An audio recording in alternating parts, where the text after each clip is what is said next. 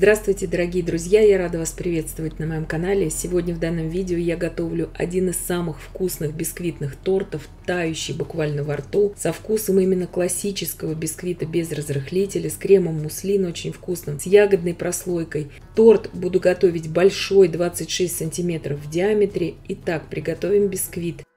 8 яиц я разделяю на желтки и белки. В белки я добавляю 16 грамм ванильного сахара. Взбиваю сейчас просто до состояния пены. И добавляю туда сейчас 25 грамм кукурузного крахмала. Сейчас от общего количества сахара 240 грамм я добавляю в белки примерно 1/3. И взбиваю сейчас белковую массу примерно 3-4 минуты. Миксер у меня здесь маломощный. Яйца здесь комнатной температуры, среднего размера, весом без скорлупы, каждое яйцо примерно по 50 грамм. Белки взбились и взбиваем сейчас желтки. Порциями ввожу сейчас в желтки весь оставшийся сахар.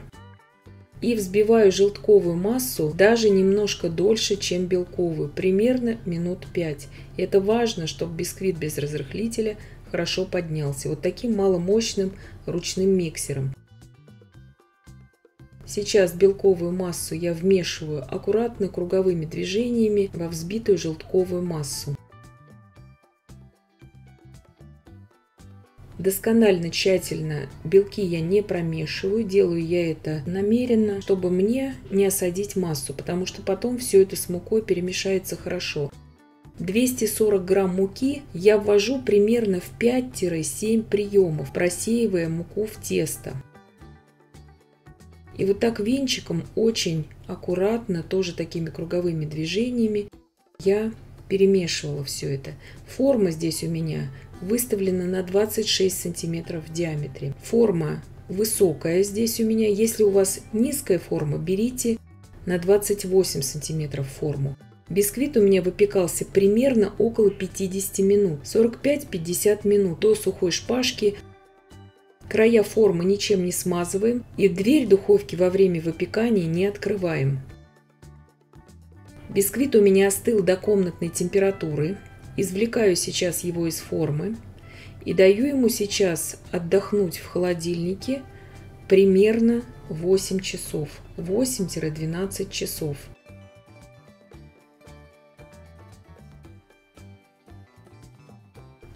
Немножко он стал поуже, этот бисквит, 25,5 сантиметров. Убираю в холодильник.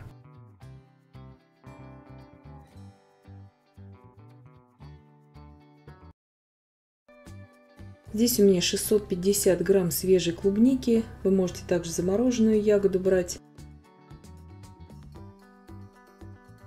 Я ее пробила блендером и отправляю сейчас в кастрюлю с толстым дном. И также добавляю туда 50 мл свежевыжатого лимонного сока. И ставлю сейчас все это на огонь и довожу до кипения. Здесь 150 грамм сахара. Добавляю туда 60 грамм кукурузного крахмала.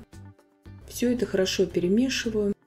И добавляю туда также 100 мл холодной воды.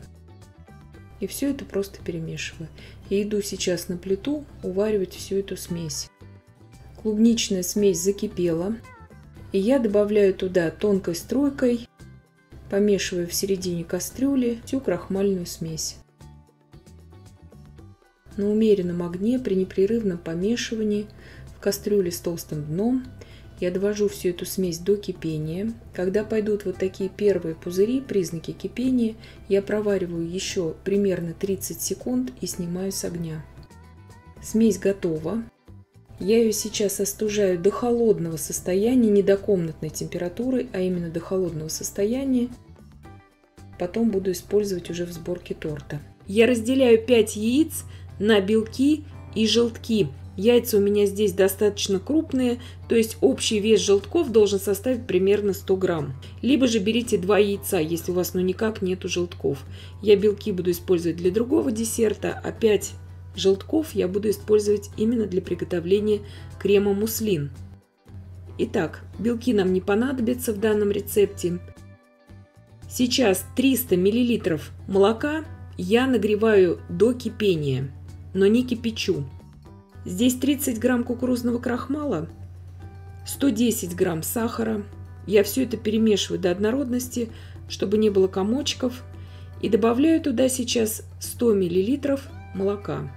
Все это опять перемешиваю.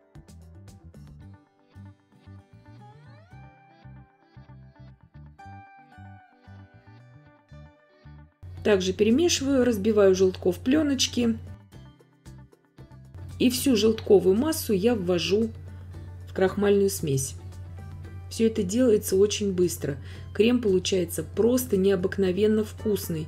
Его можно использовать для начинки любых тортов. И идем сейчас на плиту уваривать всю эту массу. Начинающее кипеть молоко я вливаю всю желтковую массу при непрерывном помешивании в кастрюле с толстым дном на умеренном огне. Я варю до появления вот таких пузырей, провариваю потом где-то 20 секунд и снимаю полностью с огня. Промешиваю хорошо и переливаю в ту емкость, где заварная основа будет у меня остывать до очень холодного состояния. Вот здесь очень важный момент, что заварную основу, которую мы будем потом впоследствии соединять со взбитым кремом маскарпоне, мы должны остудить до очень холодного состояния в холодильнике, чтобы она практически не отличалась от температуры сыра маскарпоне. Убираю сейчас до полного остывания, до холодного состояния. Убираем в холодильник. У меня прошла ночь. Бисквит очень хорошо отлежался в холодильнике. Нарезать его можно кондитерской струной, ножом, ниткой, чем вам удобнее. Вот такие идеально ровные коржи получаются.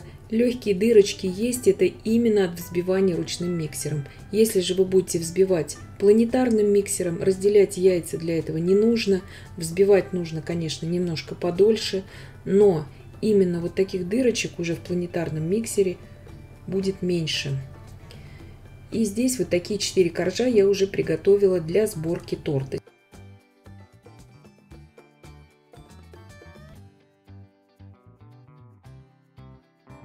Здесь 100 мл сливок, 1 чайная ложка ванильной пасты. Также я туда добавляю 250 грамм сыра маскарпоне. И сливки, и маскарпоне очень холодные. Сливки не менее 30% жирности нужно брать. Сейчас все это взбиваю до такого достаточно уже устойчивого состояния, практически до устойчивых пиков.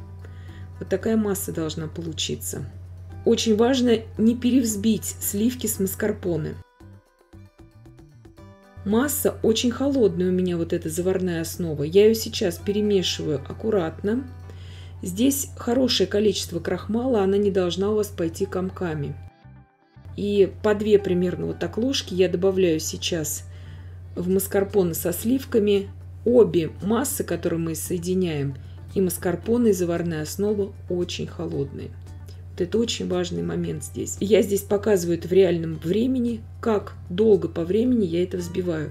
Буквально несколько секунд. То есть просто прорабатываю это миксером. Ничего долго мы здесь ни в коем случае не взбиваем, иначе крем у вас просто отслоится. Итак, ввожу всю заварную основу, и в итоге вот такой изумительно вкусный и красивый крем у меня получится. Крем этот, конечно же, больше подходит именно для начинок тортов, пирожных и капкейков. Сейчас приготовлю средний крем для средней прослойки, розовый так называемый. 250 грамм сыра маскарпоне, 25 грамм сахарной пудры, пакетик ванильного сахара 8 грамм.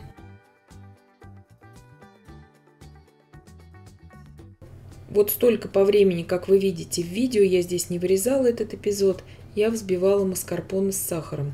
Сейчас добавляю 5 столовых ложек очень холодной клубничной основы, уже очень остывшей из холодильника. Сыр маскарпоне тоже очень холодный из холодильника.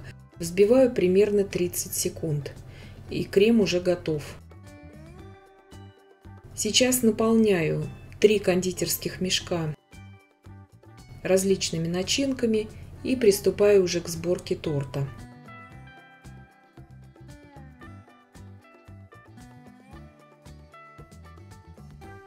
Пропитываю я здесь обычной холодной кипяченой водой. Вы же можете пропитывать сиропом, все, что вам нравится. Крем-муслин я наношу на корж вот такими вот кольцами и заполняю пустоты здесь уже клубничной прослойкой. Делается это совсем все несложно. Здесь, если у вас нет возможности купить сыр маскарпоне, вы можете заменить 250 грамм сыра маскарпоне на 250 грамм отвешенной жирной сметаны. Это тоже можно сделать. И крем-муслин вместо маскарпоне вы можете приготовить на сливочном масле. Подробный рецепт крема-муслин на сливочном масле есть на моем канале. Я ссылку вам оставлю в описании к данному видео.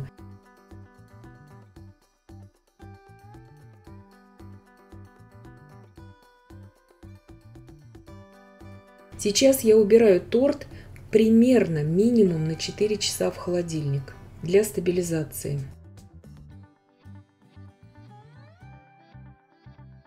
Остаточки шапочки бисквита я измельчаю в измельчителе и буду использовать это для обсыпки торта.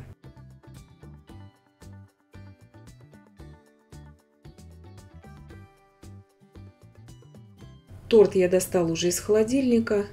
Здесь я примерно 2 столовые ложки крема муслин откладывала, также в холодильник убирала, и использую его для такой незатейливой декорации именно верха торта.